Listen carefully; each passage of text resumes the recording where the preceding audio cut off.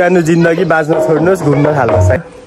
So काम सँगसँगै घुम्ने पनि ल भने त सबै एउटै हो, यो हृदयले चिन्ने हो। घुम्न चाहिँ पर्छ, टाइम छ भने नयाँ नयाँ ठाउँ घुम्ने गर्नुहोस्। के हुन्छ घुम्दा? मनले जीवनले सबै कुराले लक्ष्य खोज्छ, नयाँपन खोज्छ जहिले नि। पुरानो जिन्दगी बाँच्न छोड्नुहोस्, घुम्न थाल्नुहोस् है।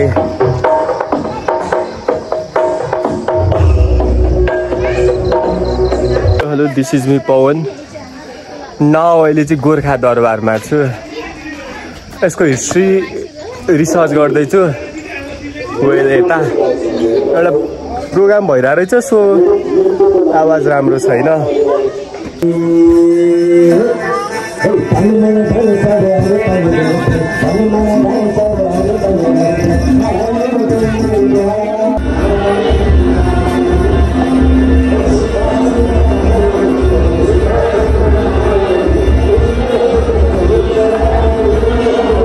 मलाई अहिले चाहिँ हेभनमै आएको फिल भइरहेछ। I'm so excited.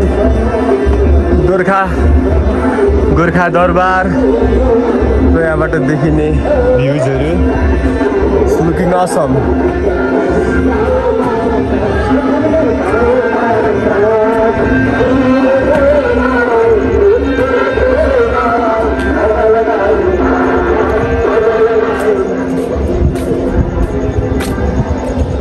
My God.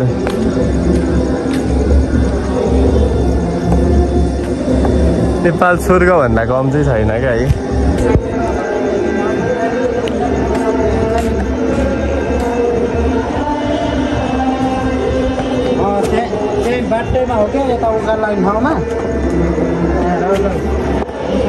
साँच्चै नै नेपाल कस्तो राम्रो छ है। आइएम सो एक्साइटेड भिडियोको लागि र माथिबाट देखिने भ्युजको लागि पनि।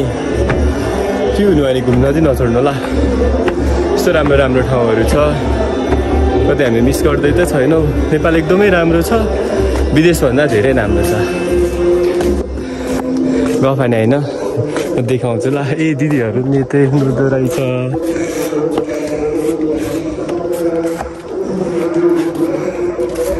बाबाजी चिलमा हुनुहुन्छ, एकदम राम्रो ठाउँमा मस्ती मार्दै। नमस्ते, बोल्न मिल्छ बा? हजुर यहाँको पुजारी हो? आफै त गोरखनाथको सेवा गर्ने मान्छे हो। ए अलराइट। घुम्न आएको नि, यसो भिडियो खिच्यो भने बालादेखि चाहिँ बाको नखिचिकन मनै मानिन। कि बुद्ध धर्म मान्नुहुन्छ? हामी सबै धर्म मान्छौँ नि। Same, me too. सबै एउटै त हो है। सबै एउटै हो नि। भगवान भने त सबै एउटै हो। यो अब के अरे आफ्नो आफ्नो के अरे रुचाइ भएको भएर के अरे के धर्म जानियो, के धर्म जानियो। हजुरलाई एउटा क्वेसन सोध्छु, लाइक हाम्रो लाइफको अल्टिमेट गोल, जीवनको लक्ष्य चाहिँ के रहेछ त? जीवन के गर्न जन्म्या? हजुर हामी के गर्न जन्म्या रहेछौँ हजुरको विचारमा? हामी अब के अरे यही के अरे भगवानको सेवा गर्नु जन्मियो। All right, thank you uncle. मैले पनि थाहा पाएँ, भगवान भने राम्रो काम गर्ने मान्छे होइन। लाइक कसलाई चाहिँ भगवान भन्दा कसरी चिन्ने? Which god? यो हृदयले चिन्ने हो। हृदयले, सच्चा हृदय। ठिक छ, हस् हजुरलाई धेरै धेरै धन्यवाद। हस् बुवा, है त। Looking awesome, conversation also awesome. बा हुनुहुन्थ्यो, कहाँ जाँदै हुनुहुन्थ्यो, के गर्न खोज्दै हुनुहुन्थ्यो? हेलो बाई, how are you bro? Good. Oh, all right, bro. Very excited and looking very awesome. एकदमै राम्रो क्वालिटीको दिन बिताइरहेको छु आज। यो सबै कुराको लागि ईश्वरलाई धन्यवाद, हाम्रो किशोर दाइलाई धन्यवाद, जहाँ चाहिँ दाइले मलाई ल्याउनु भएको थियो। सायद यतै हुनुहुन्छ होला। नौ पूजा हुँदैछ होला।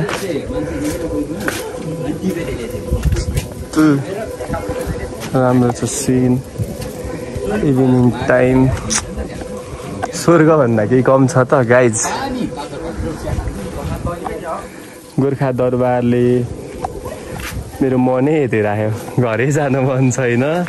फेरि भौतिक जीवन पनि छ, आफ्नो कर्तव्य पनि छ, त्यो त पुरा गर्नु पर्यो। सो काम सँगसँगै घुम्ने पनि ल, घुम्ने काम गर्ने सबै कुराको ब्यालेन्स सन्तुलन चाहिँ जीवन हो ल। श्रम र विश्रामको सन्तुलन प्रपर जीवन। हाम्रो राजाहरू कस्तो राम्रो ठाउँमा बस्थ्यो होला नि त। मन राम्रो भएपछि चाहिँ राजा हुन्छ जस्तो लाग्छ मलाई। राजा किङ, जसले धेरै मान्छेको मन जित्छ त्यही नै राजा होइन। सो तपाईँ नै राजा है, धेरै मान्छेको मन जित्न सक्नुभयो भने राजा, अनि मन दुखाउनु भयो भने तपाईँ नै के भन्छ दानव होला। कति रमाइलो। वेल राजाले बसेर हेर्ने ठाउँमा छु म। पहिला कान्छाको राजाको नाम के हो? Sorry to say Prithvi Narayan Shah दाई। मलाई त दाई जस्तो भाइब्स आउँछ। वेल अहिले चाहिँ पृथ्वीनारायण शाहको जन्मस्थल कर्मस्थल जति नै काम गर्नुभयो यही डाँडामा बसेर गर्नुभएको थियो। सो एकदम हाई एनर्जी छ। त्यो एनर्जीलाई फिल गर्नलाई र तपाईँहरूलाई पनि फिल गराउनलाई चाहिँ गोर्खा दरबार परिसरमा छु। एकदमै खतरा इन्भाइरोमेन्ट छ। लाइक राजाले कस्तो फिल गर्दा रहेछन् भनेर बुझिरहेको छु। अहिले थोरै टाइमलाई मै राजा बनिरहेको छु। सो कस्तो रहेछ त, डाँडामा बसेपछि खतरा एनर्जी आउँदो रहेछ। लाइक हामीलाई राम्रो ऊर्जा चाहिरहेछ, युनिभर्सको पनि अनि आफ्नो नै राम्रो बनाएर कनेक्ट गर्नु छ। सो बेला बेलामा घुम्नुपर्छ ल। सो म त्यही जोर्नीमा छु। मन्थली एउटा भ्लग आउँछ नयाँ ठाउँको।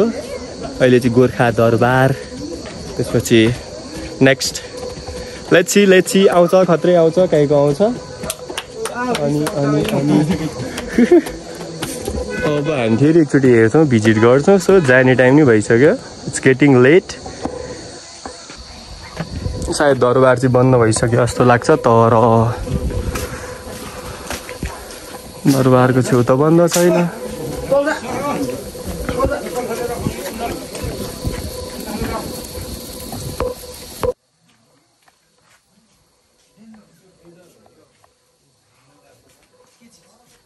स्वर्गको ढोका।